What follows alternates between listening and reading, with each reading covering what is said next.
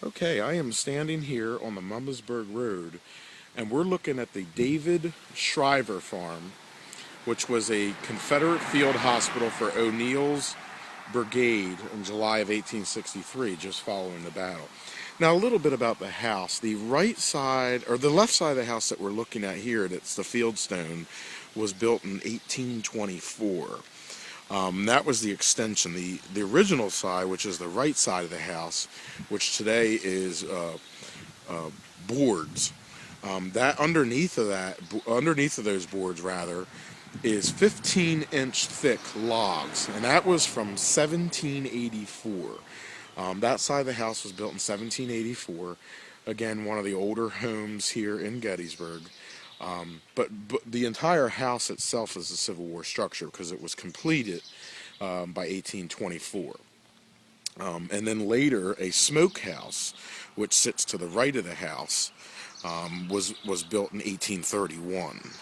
And we're going to take a quick walk over here, and you'll see the smokehouse right there in front of us. So this entire structure is a Civil War building. It sits here at 1361 Mummersburg Road. It is privately owned, and I just talked to the owner a minute ago. He gave me permission to take some pictures, shoot my video. I do want to mention that at the time of the Civil War, David Schriver was the owner of the home, thus the name David Schriver Farm. And the property actually was 500 acres. It extended about 100 yards and behind the house into the wood line, but it also extended across the road to today what is these houses over here.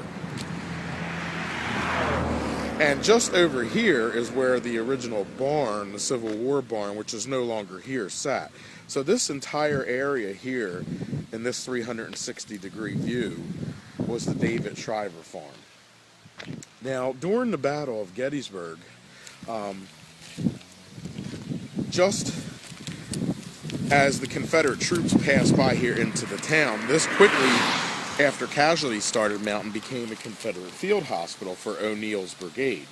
And it mainly was comprised of men from North Carolina.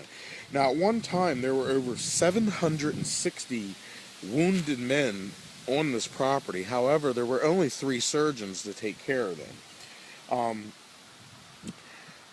Behind the house was grave sites for at least 23, maybe more men. And the hospital was General Ramsey, General Doles, and Colonel O'Neill. A couple of the men that were here was Colonel Francis Marion Parker from the 13th North Carolina.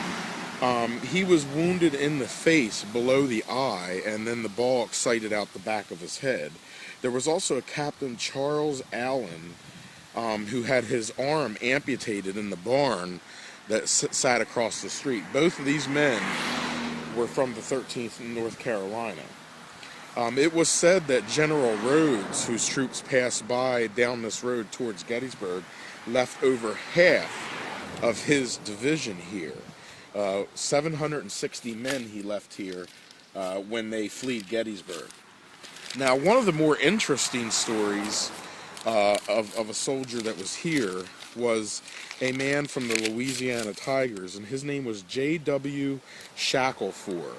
And J.W. Shackleford, on the way to Gettysburg, could not make the march. Today we would call it probably appendicitis is what he suffered from, maybe where his appendix exploded, but he could not make the march to Gettysburg, and he dropped on the side of the road. He was taken to this house, and later that evening on June the 30th, 1863, he died here, and apparently he died in the home, making him most likely the first official Confederate casualty of the Battle of Gettysburg. Now, Shackleford was brought out of the house, and he was buried somewhere here by the side of the road. Now, as far as the other graves that were here, the 23 or more plus graves, a lot of those were removed in the early 1870s. However, it has been said that Private Shackelford's grave was never located. Therefore, he was never removed, and his remains probably lay here somewhere in the front yard of this house, or maybe even under the current roadbed, since the road was much narrower back during the Civil War. The smokehouse was also used during the time of the field hospital. The smokehouse was being used to keep medical items cool. Because it was a smokehouse where they would smoke the meats and cook, but it was also a blockhouse that could be used to keep things cold as well. This has been the David Schriver Farm Confederate Field Hospital for Colonel O'Neill's brigade in July of 1863 on Gettysburg Battlefield Facebook. Okay, this is going to be part 2 of the David Schriver Farm here on Mummersburg Road, 1361 Mummersburg Road. And this is going to be a supplement to a video I did on the David Schriver Farm. I did not mention that video. I also wanted to mention that Confederate troops from Rhodes Division who came from the northwest up this road where the camera we're facing now had actually scouted Gettysburg just in the previous days, where they had sent scouts up the road toward the town of Gettysburg, and they passed by the house, and there was actually a young black woman who they were trying to gather information from. However, she did mislead the Confederate soldiers and give them wrong information so that they did not know the strength of the enemy. It was here on the night of June 30th, just to the right side of the house here, beyond this fence, where this wood line is today, that Confederate soldiers, North Carolinians and Louisianans, bivouacked before pulling out their camp and heading back to the west on the Mummersburg Road to meet the rest of that division. And of course that division under General Rhodes will come up this morning early on July 1st, 1863.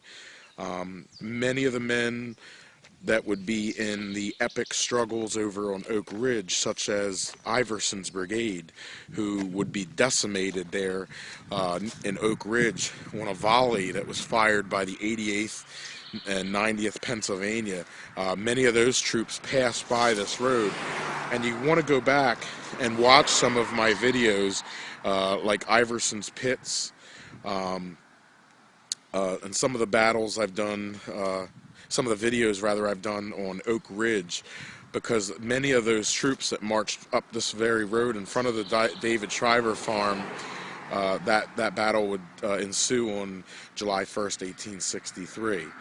This has been the David Schriver Farm Part 2 on Gettysburg Battlefield Facebook.